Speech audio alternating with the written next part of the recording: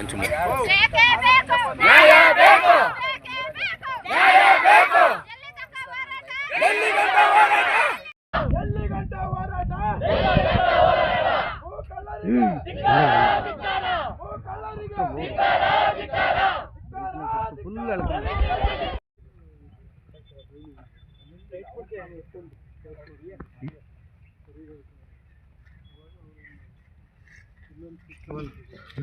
पेट के हिट सकते हैं।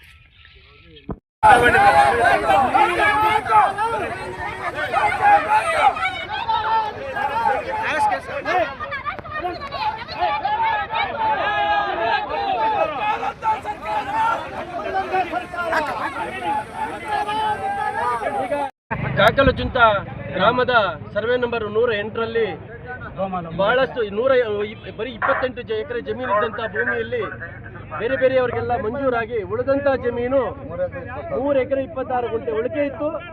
ಆ ಉಳಿಕೆ ಜಮೀನನ್ನು ಹಿಂದೆ ಪಂಚಾಯಿತಿಯಲ್ಲಿ ರೆಜುಲೇಷನ್ ಮಾಡಿಕೊಂಡು ಏನು ಬಡವರಿಗೆ ರೈತರಿಗೆ ನಿವೇಶನ ಕೊಡಬೇಕು ಅನ್ನೋ ಒಂದು ತೀರ್ಮಾನ ತಗೊಂಡಾದ ಮೇಲೆ ಆ ಹಿಂದೆ ಜಮೀನು ಯಾರು ತಗೊಂಡಿದ್ದಾರೆ ಫಲಾನುಭವಿ ಆ ವ್ಯಕ್ತಿ ನನ್ನ ಭೂಮಿ ಅಲ್ಲಿ ಬರಲ್ಲ ರೋಡ್ಗೆ ಬರುತ್ತೆ ಅಂತ ಹೇಳಿ ಅವತ್ತಿಂದ ಇವ್ರ ಮೇಲೆ ತಕರಾರನ್ನ ಕೆರೀತಾ ಇರ್ತಾರೆ.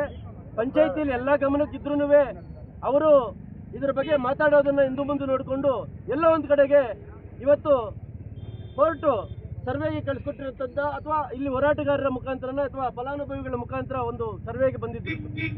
ಸರ್ವೆಗೆ ಬಂದಂಥ ಸಂದರ್ಭದಲ್ಲಿ ಇವತ್ತು ಸರ್ವೆ ಆಗಿದೆ, ಪಾರದರ್ಶಕವಾದಂಥ ಸರ್ವೆ ಆಗಲಿ ಅನ್ನೋಂಥ ವಿಚಾರದಲ್ಲಿ ಏನು ಫಲಾನುಭವಿಗಳಿಗೆ ನಮಗೆ ಭೂಮಿ ರೈತರು ನಾವು ನಿವೇಶನ ರೈತರು ನಾವೇನಿದ್ದೀವಿ ಅನ್ನೋಂಥವ್ರು ಅವರೆಲ್ಲ ಬಂದಿಲ್ಲಿ ಒಟ್ಟಿಗೆ ಕೂತ್ಕೊಂಡು ಪಾರದರ್ಶಕವಾದಂಥ ಸರ್ವೆ ಆಗಲಿ ಅಂತೇಳಿ ಆಸೆ ಇಟ್ಕೊಂಡು ಅಧಿಕಾರಿಗಳ ಜೊತೆ ಇದ್ರು.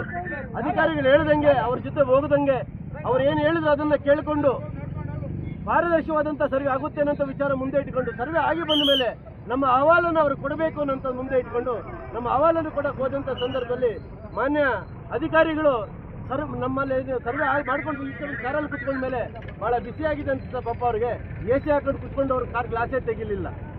ಬಡವರು ಇಲ್ಲಿ ಬಿಸಿಲಲ್ಲಿ ಕೂತಿದ್ದಂಥವ್ರಿಗೆ ಬಿಸಿ ಆಗಿಲ್ಲ, ಅಧಿಕಾರಿ AC ಬಂದು ಕೂತ್ಕೊಂಡ್ಬಿಟ್ರು. ಕಷ್ಟ ಹೇಳ್ಕೊಳ್ಳೋದಕ್ಕೆ ಒಬ್ಬ ಅಧಿಕಾರಿ ಬಂದಂಥ ಸಂದರ್ಭದಲ್ಲಿ ಅವರಿಗೆ ಸ್ವಾಮಿ ನೋಡಿ ಇದನ್ನ ಏನಾರು ಮಾಡಿ ಸತ್ಯ ಇದೆ, ಇಲ್ಲಿರೋ ಎಲ್ಲರಿಗೂ ಗೊತ್ತಿದೆ, ನಾವು ಭೂಮಿ ರೈತರು ಅಂತ ಗೊತ್ತಿದೆ, ನಮಗೆ ಕೊಡ್ತಿರೋ ನಮ್ಮ ಅಂಟ ಬಂದ್ರೆ ಬೇರೆ ಯಾರಿಗಾರು ಕೊಡ್ತಿರೋ, ಇದು ಸರ್ಕಾರ ಅಂತ ಉಳಿಸಿ ಇದನ್ನ ಆ ಭೂಮಿ ರೈತರಿಗೆ ಕೊಡಬೇಕು, ನಿವೇಶನ ರೈತರಿಗೆ ಕೊಡಬೇಕು ಅನ್ನೋಂಥ ಮಾತನ್ನು ಕೇಳೋದು ಮನವಿ ಕೊಡೋದಕ್ಕೆ ಹೋದಂಥ ಸಂದರ್ಭದಲ್ಲಿ ಅವರು ಮನವಿಯನ್ನು ತಿರಸ್ಕರಿಸಿ ಹೋಗಿದ್ದಾರೆ ಅಂತಂದ್ರೆ ಈ ಸರ್ವೆ ಪಾರದರ್ಶಕವಾಗಿಲ್ಲ ಅನ್ನುವಂಥದ್ದು ನಮ್ಮ ಭಾವನೆ. ಹಾಗಾಗಿ